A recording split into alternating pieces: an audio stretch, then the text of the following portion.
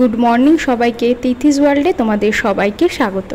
आज के तो जामाई षष्ठी और आमी जामाई षष्ठी उपलक्षे अनेक आगेई चले एसेछि बाड़ीते, किन्तु जामाई षष्ठीर दिनई जोदि हाथे मिष्टिर पैकेट दई फल एसब निये आसार जे एकटा आनंद सेटा किन्तु एकटु अन्यरकमई हय।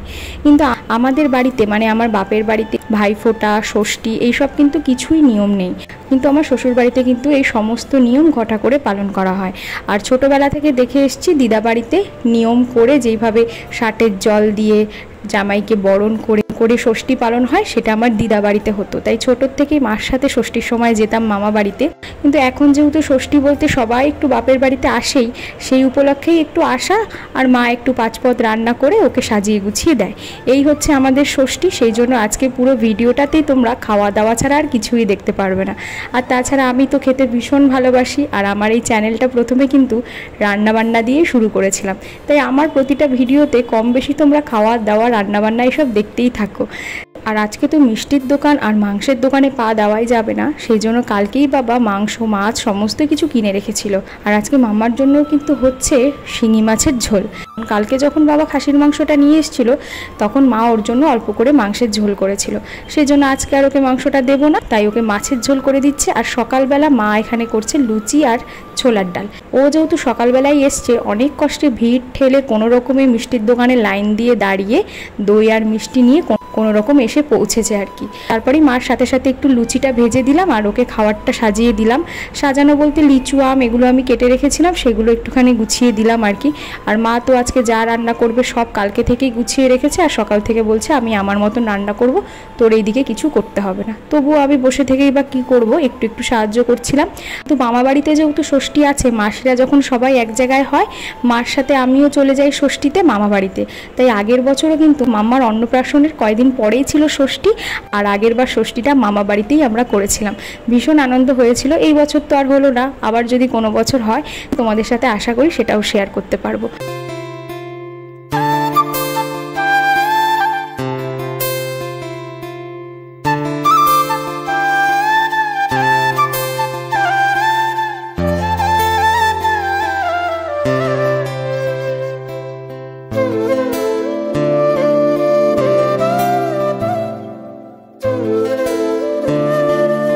আর এদিকে 5 রকম ভাজা ডাল তো রান্না হয়েই গেছিলো।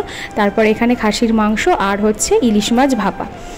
তা আমি আসতেই যেহেতু মাংসটা হয়ে গেছিলো, মা এক টুকরো আমাকে দিয়ে বললো খেয়ে দেখ, তো ভালোই হলো একদিক দিয়ে। আর এদিকে সমস্ত রান্নাই মার হয়ে গেছে, তাই মাংস মাছ সমস্ত বাটিতে বেড়ে রাখছিল। আর এরপরে আমি একটু করেছিলাম চিংড়ি মাছের পোলাও, সেই জন্য সমস্ত রান্নার শেষে আমি করে নিলাম একটুখানি চিংড়ির পোলাও। এই করতে করতে কিন্তু অনেকটাই বেলা হয়ে গিয়েছিল।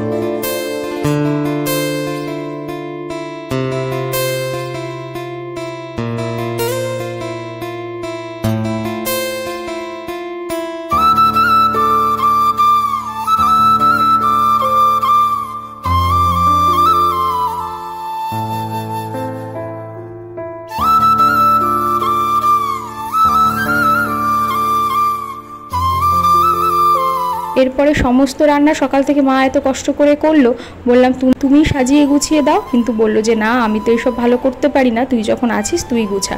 সেই জন্য আমি গুছিয়ে দিয়েছিলাম। আর মা বলছিল দে আমি একটু তোর ভিডিওটা করে দিই।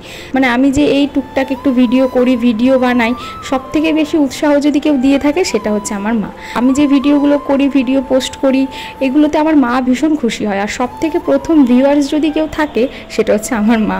সেই জন্য মা একটু ফোনটা ধরে দিচ্ছিল আর আমি একটু সাজিয়ে নিলাম সব কিছু। এরপরে মা তো সব বেড়েই রেখেছিল, সবাইকে দিলাম। আর আজকে ভাইকেও মা বলে দিয়েছিল আমাদের ঘরেই খেতে, তাই ওকে বাবাকে আর ভাইকে আগে দিয়ে নিলাম। ওদের খাওয়া হয়ে গেলে পরে তারপরে আমি আর মা খাবো।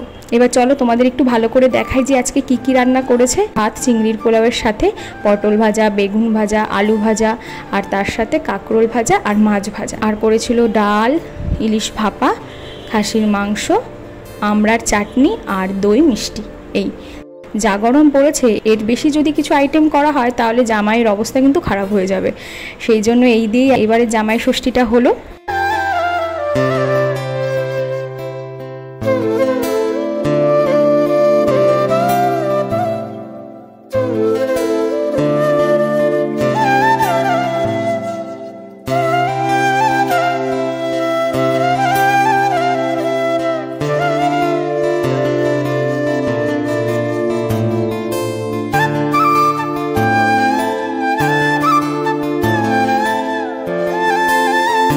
এইবার তোমাদের আরও একটা জিনিস দেখায়। আজকে তো জামাই ষষ্ঠী, অন্যান্য দিনের থেকে জামাই আদরটা আজকে একটু বেশিই হবে, ঠিক আছে সেটা স্বাভাবিক, কিন্তু তাই বলে কি মেয়েদের কোনো দাম নেই? সবাইকে সব কিছু মা গুছিয়ে দিল, আর আমি যখন খেতে বসলাম আমাকে দেখো কীরকমভাবে দিল। আমার প্লেটটা তো খুব সুন্দর হয়েছে, কিন্তু তার মধ্যে দেখো বরের খাওয়া অর্ধেক ইলিশ মাছ, অর্ধেক রুই মাছ আর অর্ধেক ডাল।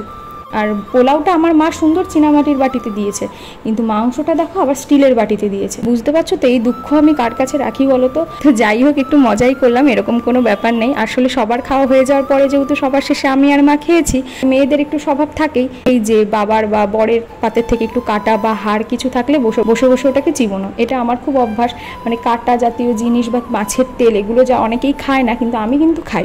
সেজন্য আমার বর যখনই খেতে বসে এই কাটা বা তেল জানে আমি খাই, তো আমার পাতে বা আমার জন্য রেখে দেয়। এই আর কি, শুধু একটু মজাই করলাম, আর কিছুই না।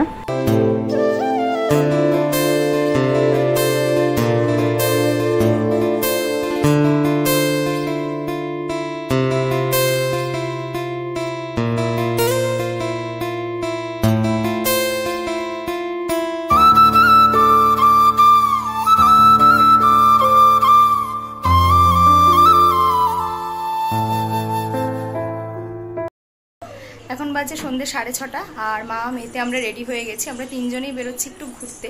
কালকে বিকেলেই যেহেতু বাড়ি চলে যাব, আজকে বিকেলটা ও যেহেতু আছে, ভাবলাম বিকেলের দিকটা ঘরে না থেকে একটু ঘুরে আসি, তাই বেরোচ্ছি। তোমরা দেখতে থাকো ভিডিওটা, আশা করছি ভালো লাগবে। আর মাম্মার জন্য ব্যাগ ভরে ভরে তো জামা কাপড় এনেছি, কিন্তু ওকে কিচ্ছু পরাতে পারলাম না গরমের জন্য। গোনা বাছা কয়েকটা জামা বারবার করে ওগুলোই ঘুরিয়ে ফিরিয়ে পরাতে হচ্ছে। আজকেও ওই ষষ্ঠীর জামাটাই ওকে পরিয়েছি, কারণ ওই জামাটা একটু নরম, ওর পরেও আরাম হচ্ছে। যাই হোক, এখন আমরা বেরোই, তোমরা দেখতে থাকো ভিডিওটা।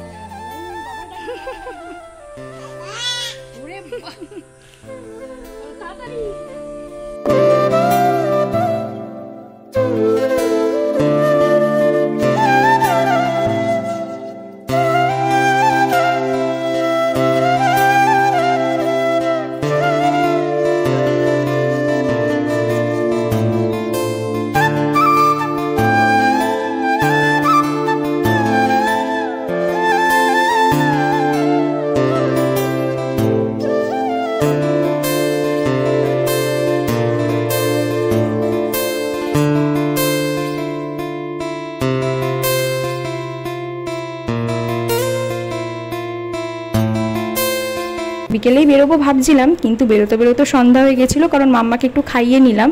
এরপরে আমরা গেছিলাম একটু সন্ধ্যার জন্য কিছু খাবার আনতে। তো এই দোকানে এসেই ও বললো একটু মোগলাই নিই, কারণ ও মোগলাইটা ভালো খায় আর মা বাবা তো খুবই ভালো খায়।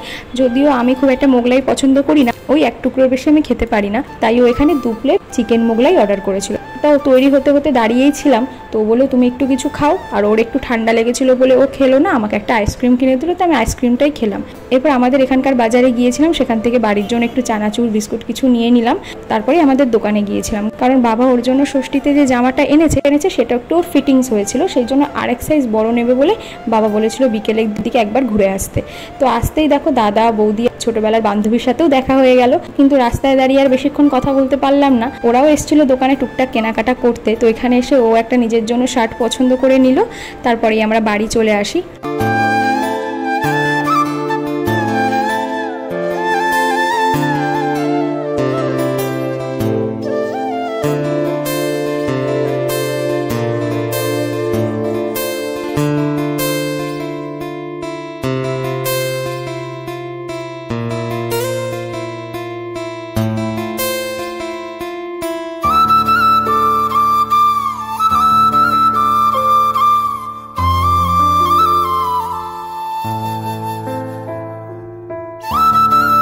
এরপর আমরা তো খেয়ে নিলাম সন্ধ্যাবেলা, কিন্তু বাবা তো রাতে আসবে, তখন বাবাকে একটু গরম করে দেবে। এই তো দেখতে দেখতে দিন কেটে গেল, আর ষষ্ঠীও চলে গেল, বাড়ি যাওয়ার সময়ও হয়ে গেল।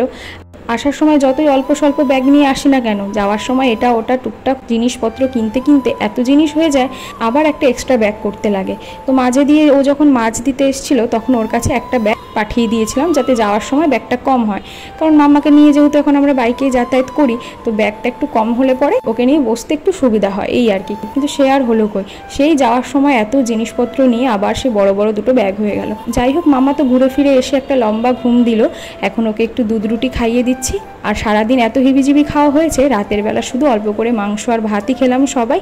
এইভাবেই আজকে ষষ্ঠীটা আমাদের কাটলো।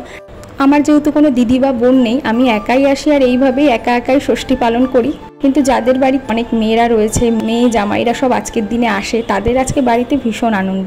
সকাল থেকে রান্না বান্না তোড় জোড়, একটা আলাদাই কিন্তু আনন্দ। তাই তোমরা যারা আমার ভিডিওটা দেখছো, তাদের ষষ্ঠী কেমন কাটলো অবশ্যই কিন্তু আমাকে জানিও। আর আজকের ভিডিওটা এখানেই তাহলে শেষ করছি। যদি এই ভিডিওটা ভালো লেগে থাকে, অবশ্যই একটা লাইক করো। আবার পরের ভিডিওতে দেখা হবে। সবাই ভালো থেকো, সুস্থ থেকো। Thank you.